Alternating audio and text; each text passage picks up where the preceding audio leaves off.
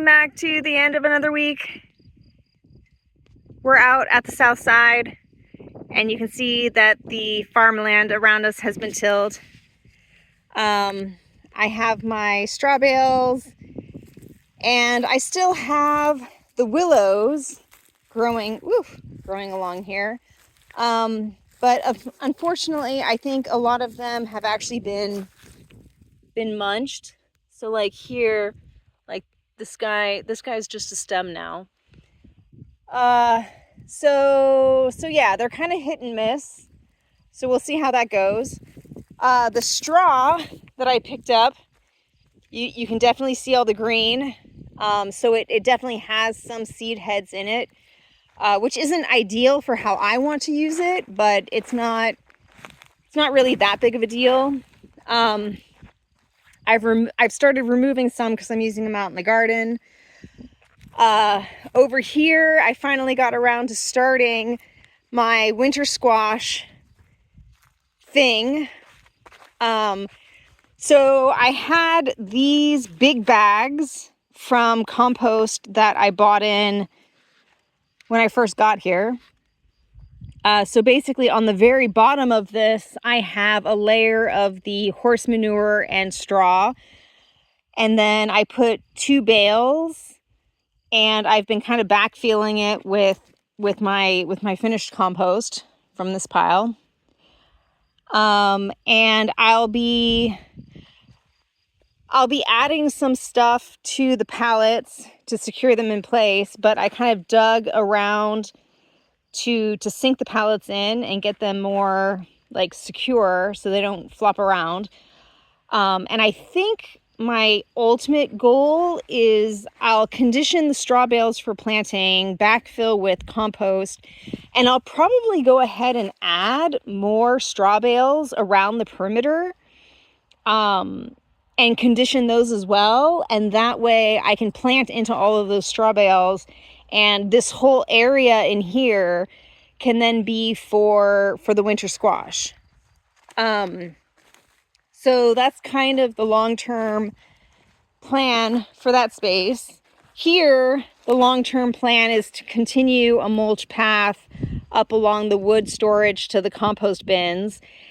And I think over here will end up being citrus trees, but I'm not quite sure.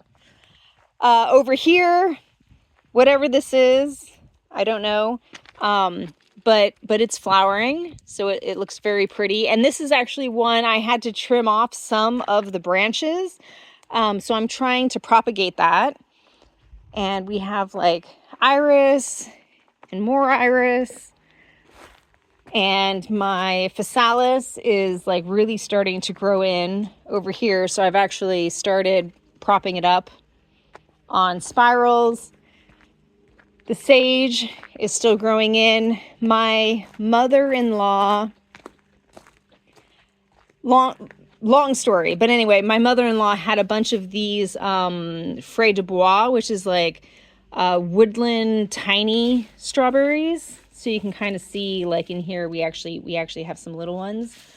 So she gave me those to plant, and then she actually gave me a ton of oyster shells as well.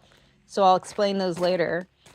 But yeah, things are happening. I still need to clean up the stuff that I cut off the pomegranate tree. Over here, we have a mess of grass because we have this crazy grass. I don't know what it's called, but it grows so much faster than everything else. And we have it all over. So we're actually in the process of trying to pull that up so that our grass stays more manageable. But you can see over here, I'll actually walk over there. This grapevine is for sure coming in. We want to dig up all of that grass, but this one I think died. And that one over there died. And I'll show you the one over there later, but I've been working on this space. So this is the north side of the house. And I got all of these totes which I've like drilled holes in the backside. There. Yeah, so I've drilled holes. Unfortunately, because it's under the awning, it's not going to get any natural rain. But my idea is that since the holes are elevated a bit, it'll create a reservoir on the bottom. So these ones I've gone ahead and filled up and planted with, well, those two I've planted with ginger. But I also have taro root coming in, which will go into here, and some flowers that like the shade, and some other things. So this still needs some work. I need to extend the cardboard over all of the old rocks, and then finish my mulching, and obviously redo the bins and get everybody filled with dirt. But that is happening slowly but surely. Over here you can see that we have another grapevine that has survived.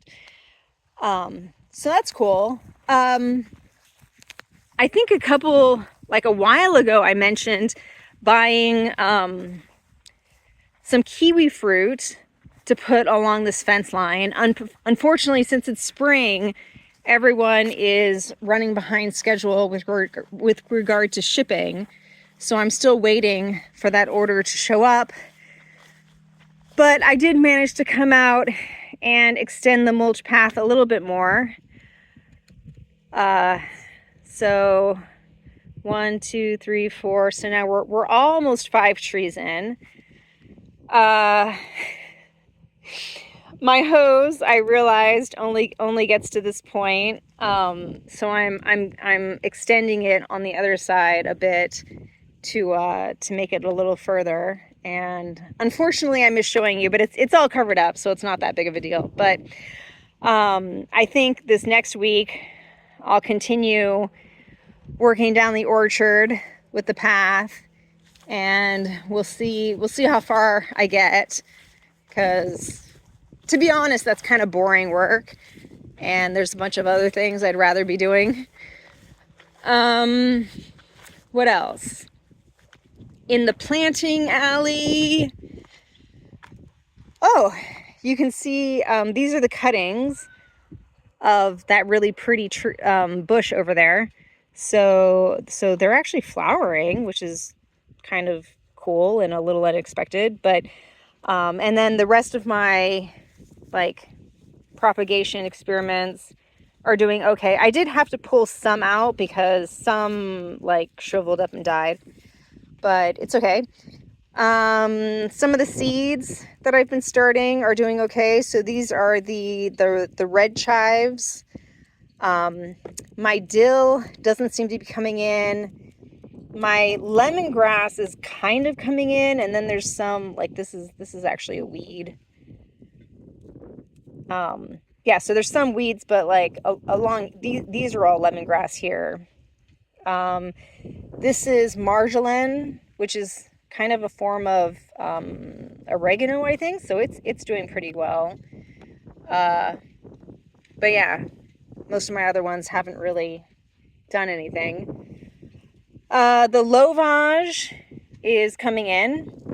So I think we have 6. Yeah, we have 6 coming in, and I think I have 2 more planted in here, but they're not coming forward. So we'll see what happens there. All of the, what is this? Comfrey. This is my Balking 14 comfrey. So that's all pretty much coming in. And this will probably get transplanted out in the orchard with the trees, but I'm not sure yet. All of my other seedlings are doing pretty well.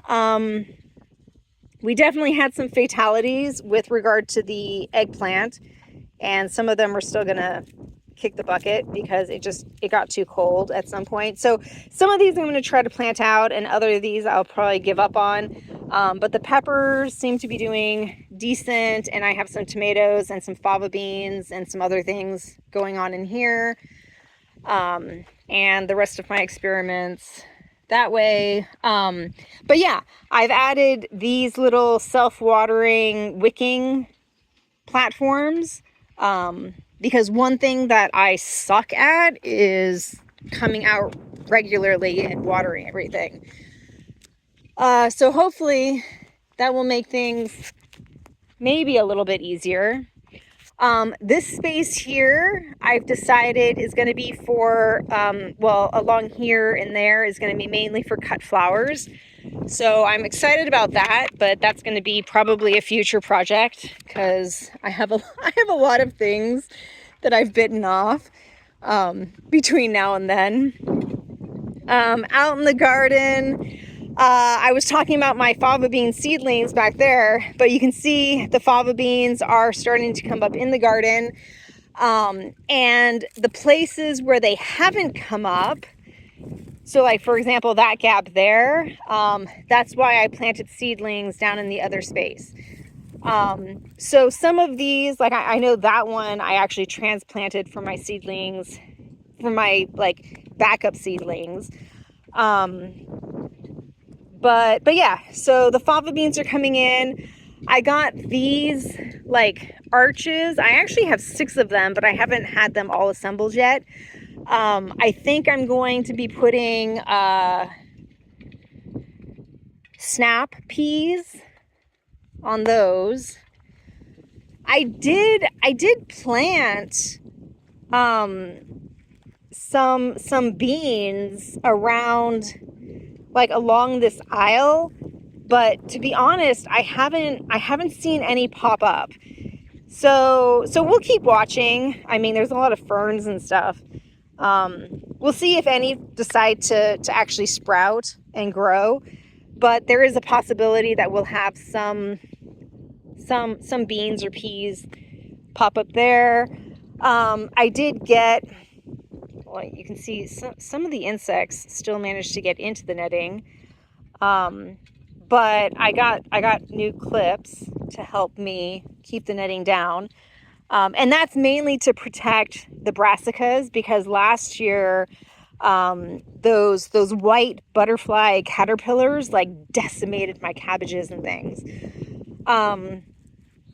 So they seem to be doing pretty well. I mean, there are definitely some bugs inside, and I'm not quite sure how that happens, but they seem to be doing okay.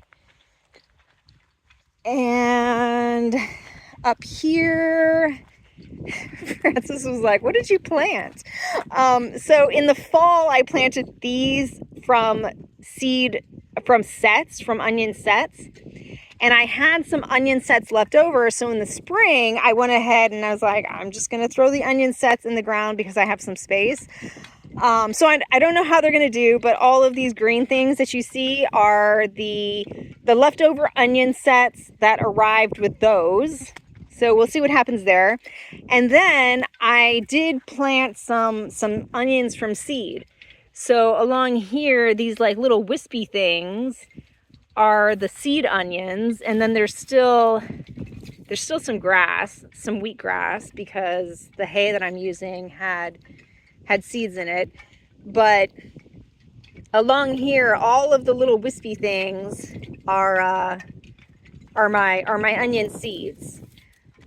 So at some point I'll probably go and prick some of those up and kind of relocate them to optimize the spacing. But that's what's happening there. My peppers and tomatoes and aubergines will end up getting planted here, but since you saw that I lost quite a few aubergines, I think I'm going to be buying some extra plants this year, which I don't have a problem with. I'd like to be able to grow everything from seed, but ultimately I'm a beginner and I'm still figuring things out, so it is what it is. This is my horseradish. I'm very excited because I love horseradish. It doesn't really seem to be super much of a thing here in France, but I love it, and so I'm growing it myself. The asparagus is actually starting to flower. So I've only eaten asparagus. I've never actually grown it. So it's kind of fun. But yeah, you can see they actually have these little yellow flowers, which are kind of pretty. So that's neat. This is my yacon. So I planted it before the last frost, and it actually, the greens died back several times, at least twice, but it's coming back just fine. So not too worried about that. I did harvest a bunch of my oregano over here, and I have it drying in the dehydrator. My sunchokes are doing okay, and you'll see that one is not like the others. That is actually a potato. So one of the reasons why I don't grow like any of my root vegetables in the ground is because when you leave just one, it will grow. So yeah, this is a potato. I may leave it, I may pull it out, I'm not sure, but the rest of them are sunchokes. And then I think I mentioned the other week or so that I got these cages, and some of my kale seem to be coming back. So in there you can see like I have a little tiny leaf. This one's looking pretty dead, so I'm not sure. This one looks like it's going to come back, so that's awesome. There's not much happening on that one, so not holding my breath. This one has a little bit of new growth, so that might be okay. And this one also has a little bit of new growth. So all of these came from a homestead in Ireland who is still part of the EU, and I can get plants there no problem. So I may order some more of these cuttings because they're actually significantly more expensive for me to get here in France than it is for me to get them from him in Ireland. But we'll see what happens. In this middle bed, nothing's going on, but you can see we have some sunchokes popping up there, not on purpose. Those are literally just things that were there from last year. But here, I actually originally pulled these up because I thought they were clovers. But these are I think these are like the Chinese artichokes. No, what are these? These are the Oka mix, which I got from the guy in Ireland. So yeah, they come out looking like little clovers. I didn't know that. I totally thought they were weeds at first, and was like I think I pulled this one out, and then it was attached to the bulb, and I'm like, oops, sorry. So these are Oka. I actually have some Oka. Whoops. I also have some Oka in this one, but it doesn't seem to be coming up yet. So hopefully they're still in there somewhere. And the little Chinese, I think they're called Chinese artichokes, are those two pots over there. Rhubarb, I haven't harvested yet. This one was the new one, but this one is the one who's like seemingly really happy. I did cut off his flower, her flower, whatever. So I probably will go in and try to harvest some of these bigger stalks and either make pie or a rhubarb liqueur. So we'll see what happens there. And I do need to get out and start harvesting my mint and drying it down because some of them are coming in really, really well. And I want to keep encouraging the growth. So I need to hack it down and start drying it a lot. And my big surprise of the week is that we got chickens. I'll actually throw in a picture because the day after we got the chickens, we actually had one egg. So that was kind of cool. But yeah, these are our 4 girls. They will remain nameless.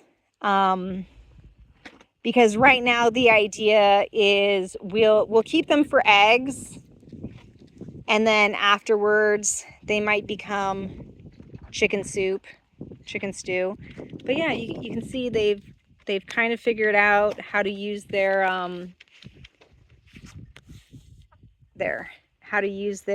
waterer. I'll zoom back out. I've been like kind of a helicopter mom with them. We picked them up. I think we picked them up Friday evening. And I've been super worried about them like settling in well. And we have our like super duper, hopefully predator proof cage. So yeah, those are the girls. We have a red one. She has a little bit of a scissor beak, which is like a deformity of her beak, but she seems to be doing just fine. The black one really seems to be kind of the smartest of the group. She's the one who figured out the water first, and she's the one who like figured out how to go into the coop and everything. They're still very new. I mean, we got them Friday night and right now it's Sunday afternoon. So they're definitely still settling in. I'm giving them time to kind of like figure things out, but they have like an automatic feeder thing over here. And the idea is that they can step on it and get to food. And they have oyster shells and they have grit. So my mother-in-law gave me a bunch of other oyster shells over there, which are for the chickens eventually. And then inside the coop, I've been playing with their automatic door because they definitely don't go in at sunset. So we're still trying to figure out what the optimal situation is for that. And I try to move slowly because I don't really want to scare them. They're kind of still settling in. And they don't know / don't like me. But in here we have the inside. So I think I mentioned before that Francis and I adjusted the roosts, which originally were supposed to go into these like really low things. We've actually put them up higher. So the roosts are now higher than the nest box. And then in their litter, I'm just using a mix of construction sand and zeolite to control that. So every time in the morning when I come check on them, I have a little like special scoop that I can like scoop up all their poop. And so far it's working well, but like I say, I'm only like day 3 into this. And they have their nest boxes, which on the bottom have like a fake grass mat. And then I put some grass on the top of it. But they haven't used the nests yet. The one that did lay an egg actually like literally laid an egg out here. And we've only gotten the one, which for me is like a surprise because I wasn't even expecting eggs this early because they're still new. I put a little metal thing here to hold on to their thermometer so I can kind of keep track of how hot their coop gets at any given time. And then this thing locks pretty well. Plans for the space are I'm gonna open up this to be bigger, and I'll probably end up putting a similar like solar powered fan. So we'll have a solar fan on this side, and I'll be adding more ventilation on this side. So we'll have a solar pan on this side, a solar pan on the other side. And the thing will go up similar to the door. Like the door is hooked up to that solar panel. So we'll put another solar panel up here and hook it to the fans. So that will in the summer help keep the inside cool. I'm still working out the exact details to their chicken door. I actually have no idea if they figured out the food. I do come out here regularly and kind of show them how to use the food.